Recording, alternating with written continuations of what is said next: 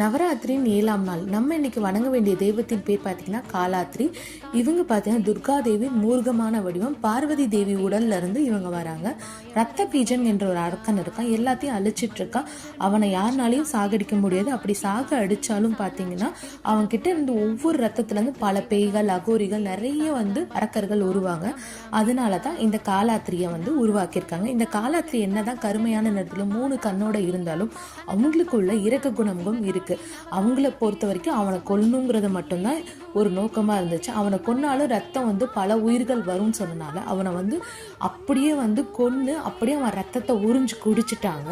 இதனால அங்க இருக்கவங்க எல்லாரோட வாழ்க்கையும் நிம்மதி பெறுது. அது மட்டும் இல்லை, இவங்க தான் அகோர எவ்வளோ இந்த தோற்றத்துல இருந்தாலும் இவங்களுக்குள்ள நல்ல குணங்களும் நிறையவே இருந்திருக்கு.